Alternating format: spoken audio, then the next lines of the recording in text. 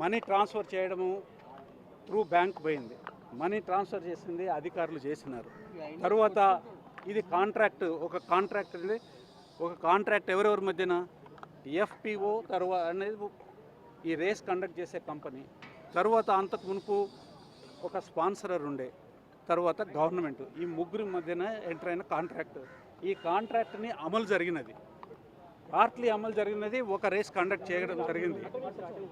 ఆ తర్వాత స్పాన్సరర్ ఈ రేస్లో నుంచి ఆయన తప్పుకున్నప్పుడు రేస్ కంటిన్యూ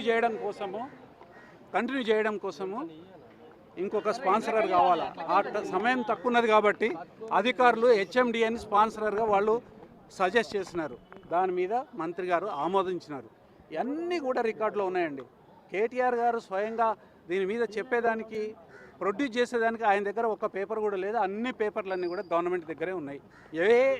ఏ సంస్థ విచారణ చేసి డాక్యుమెంట్లు అడిగినా కానీ వాళ్ళు గవర్నమెంట్ దగ్గర తీసుకోవాల్సిందే తప్ప కేటీఆర్ గారి దగ్గర ఒక్క కాగితం కూడా ఈ వ్యవహారానికి సంబంధించి ఒక్క కాగితం కూడా లేదు. రెండోది, మౌఖికంగా అడిగే ప్రశ్నలకు మాత్రము ఏదైతే ప్రశ్నలకి తన దగ్గర సమాధానం ఉన్నదో, తనకు తెలిసిన విషయాలు వారు అడిగితే వీరు చెప్తారు, అంతే. ఇది విచారణకి సంబంధించిన స్కోపు, యాంబిట్ హైకోర్టులో క్వాష్ ప్రొసీడింగ్ వేయడం జరిగింది. దాన్ని ఇది సమయం కాదు, విచారణ అనేది జరగాలనేది హైకోర్టు వారు చెప్పినారు. దాని మీద సుప్రీంకోర్టుకు వెళ్ళడం జరిగింది. సుప్రీంకోర్టుకు వెళ్ళే ఏ రోజున వేసాము, హైకోర్టు 7వ తారీఖు నాడు జడ్జిమెంట్ ఇస్తే 7వ తారీఖు నాడే సుప్రీంకోర్టులో వేయడం జరిగింది. ఈ లోపల 9వ తారీఖు నాడు విచారణకు పిలిచినారు.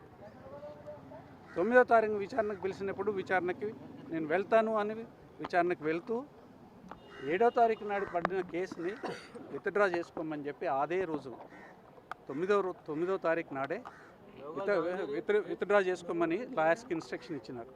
అదే పని సుప్రీంకోర్టులో లాయర్స్ విత్డ్రా చేసినారు కేసు.